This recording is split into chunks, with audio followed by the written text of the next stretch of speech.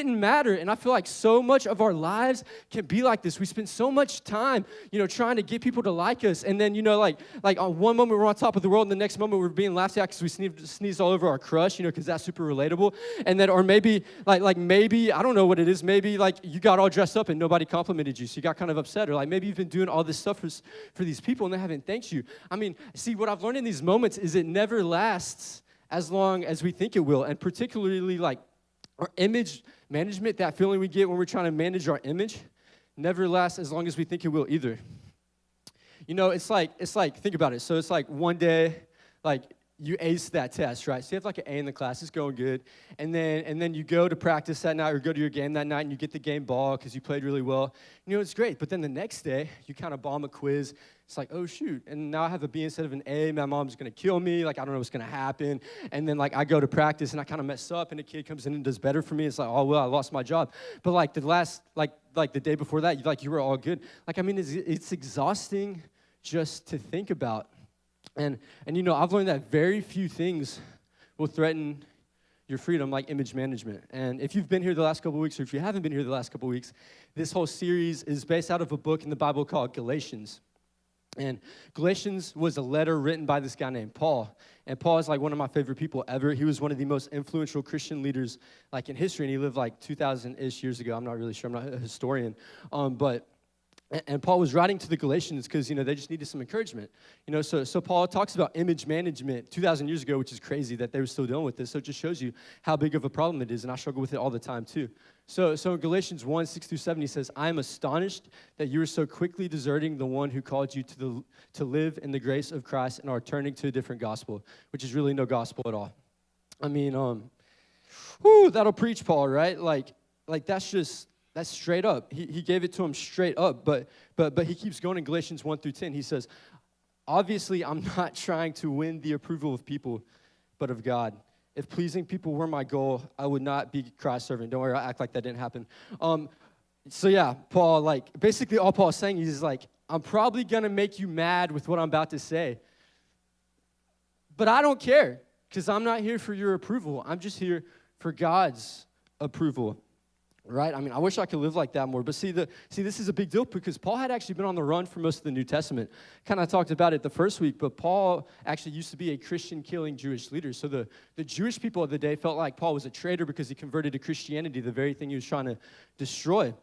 So everywhere Paul went, people were trying to arrest him, people trying to kill him. But Galatia should have been different because that's literally Paul's church. Like, he literally, like grew these people up, helped them become who they were, and here they are, trying to, like mess with him and stuff, right? But Paul made a decision that day. Paul gave it to him straight up, even though it was questionable because he didn't know how they were going to respond.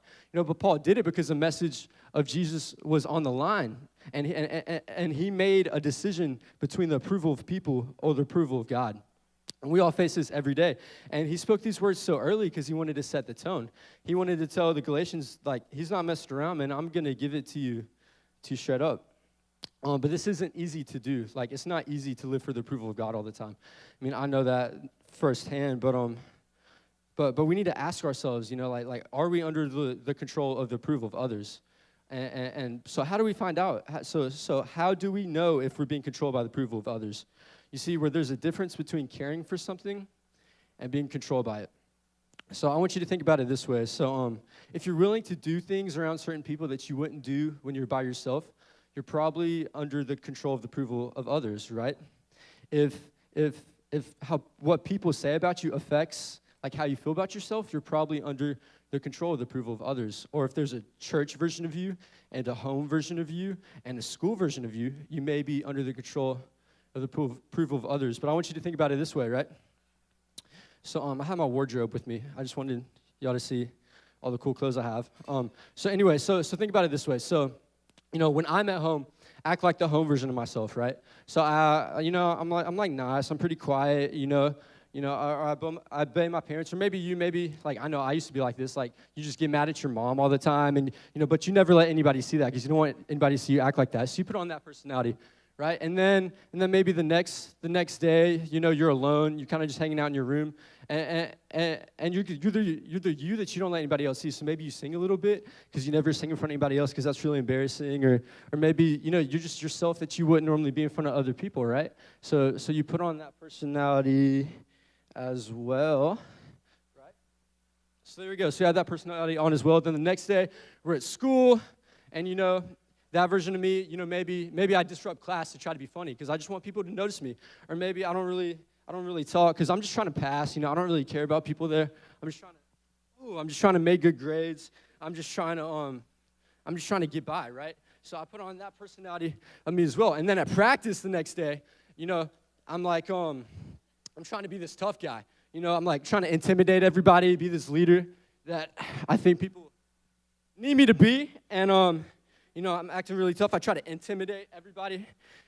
So I put on that personality as well. And then I see my crush, right? See my crush the next day. And all of a sudden, I'm like the sweetest person ever, even though I just acted like I'm this really tough guy. So I put that one on. So I put that personality on as well. And then finally, there's like this church version of me, right? Church version of me is like the best version of me because, like I got my hands up during worship, being nice to everybody, talking to people. And before we know it, we have on, all these different personalities, right? I can't even put them on. That's how much we have. And it feels like we're almost a bunch of different people. And the thing is, we're letting our circumstance control who we are. But the thing is, you are made to be controlled by anything. You weren't made to be controlled by your grades. You weren't made to be controlled by sports. You weren't made to be controlled by other people. You weren't made to be controlled by your dog. You weren't made to be controlled by your brother. You weren't made to be controlled, especially by that boy or girl you think is like the most awesome person in the world, right? The only thing you're made to be controlled by is the grace of Jesus Christ, right? Because the thing about Jesus is he sets us free. He frees us from all of these things. And see, Paul understood that. And that's what Paul's trying to get these people to understand. He's like, guys, you're not supposed to be controlled by anything. And he talks about that, right? But before I say that, I have something else to say. Wait, no, I don't. Yeah, I want to get real for a sec, right? Sorry, I got to fix my hair. Got to look good for the camera. Anyway, all right, so the thing is, like, I know, at least for me, there's a chance you have a relationship in your life where the person has way too much control over your life. And if you're honest, they're almost making your decisions for you because you're looking for their approval before you do something, right? And I know that's true for me, and it was true for even the Galatians. And Paul writes about this in Galatians 6. He says, pay careful attention to your own work, for then you will get the satisfaction of a job well done, and you won't need to compare yourself to anyone else, for we are each responsible for our own conduct.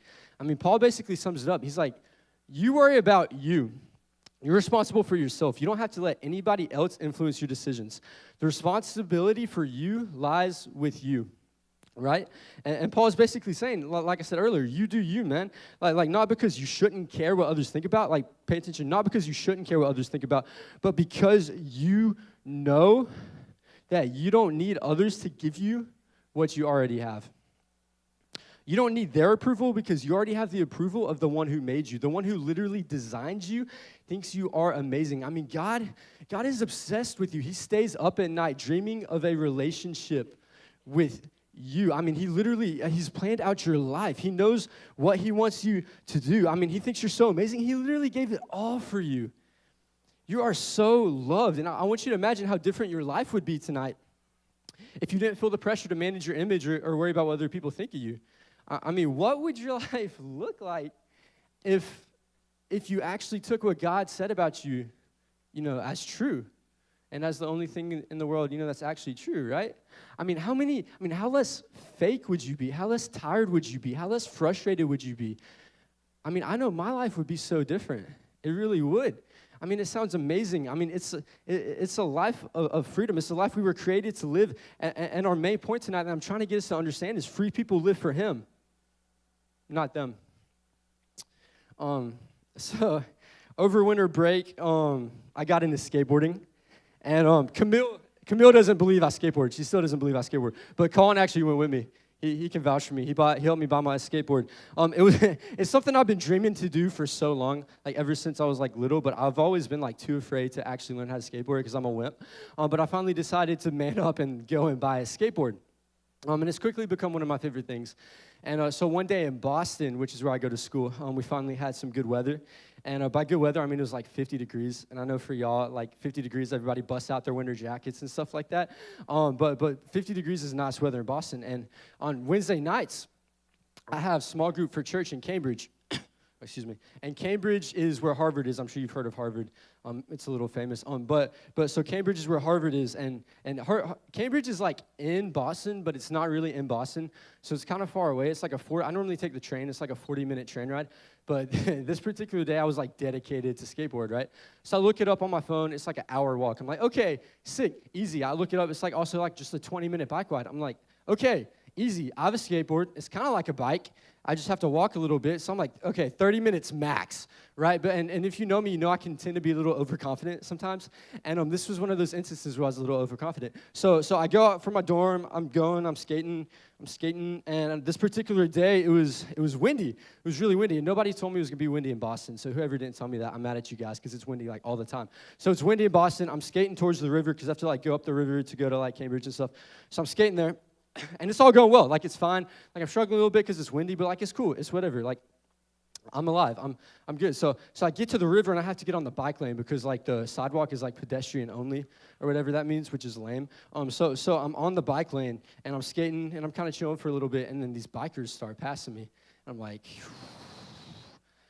y'all better not have just passed me. So I'm a little upset, because they start looking back at me, kind of smiling at me, smirking at me, like, come on, dude, what are you doing?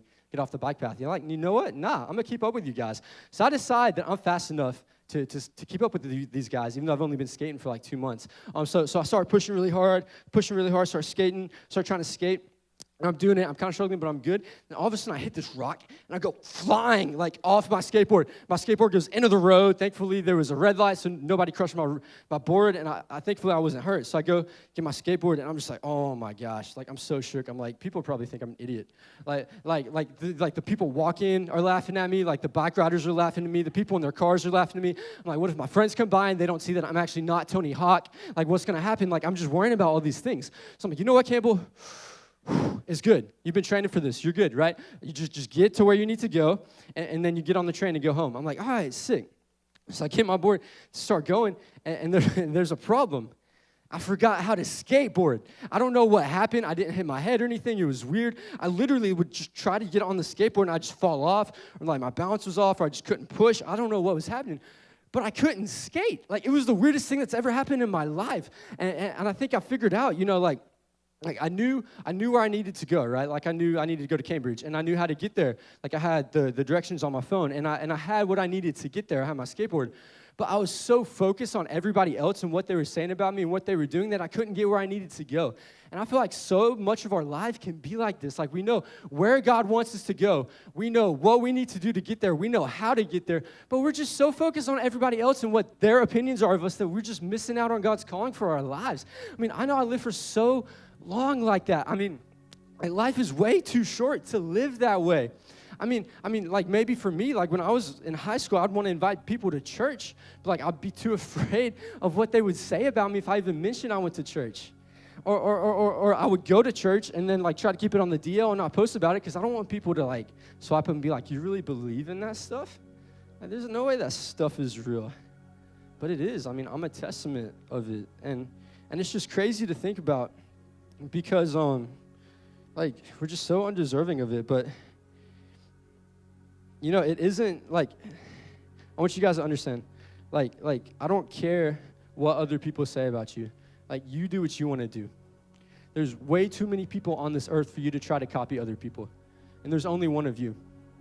We all have a specific job, a specific reason we're on this earth. So I don't know what it is. If you want to be an artist, go be the greatest artist ever. If you want to be a singer, I hope you record multiple platinum records and like win a Grammy.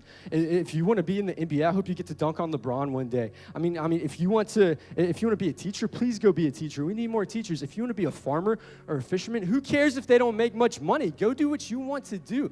I mean, at the end of the day, like, why not just step into all that God has for you? But listen, like, the them on that, it's not just other people. It can be other things. It can be Instagram, living for Instagram instead of Jesus, living for our grades instead of Jesus, living for sports instead of Jesus. I mean, there's so many things that can get in the way, but we were made to live above it all, above the comparison, above the anxiety, above the stress, above the frustration. I mean, above it all. I mean, it doesn't matter what people say about you behind your back. It doesn't matter how Instagram followers you have. It doesn't matter who views your story. I mean, the only thing that matters is that Jesus came so that he could set us free from all of these chains. All of these chains. And we're set free from comparison, self-management. And we're free from feeling that we're not good enough because Jesus thought you were so good enough, he gave up his life for you. I mean, like, why wouldn't you want to have a relationship like that? I mean, why not, And I don't know if you've been coming the last couple of weeks, and I gave y'all an opportunity the first week, if you don't have a relationship with Jesus, to give your life to him. And then last week I told you to talk to your leader. But you've just been pushing it off because you're like, you know what? All this sounds really good, but just now's not the right time. Like, I don't really understand it all. I don't really know what I'm doing, but that doesn't matter. Like, God sees you're perfect. God sees you how you are, and he just wants you. He wants you, man. He wants you so badly. So I'm going to ask everyone to bow their heads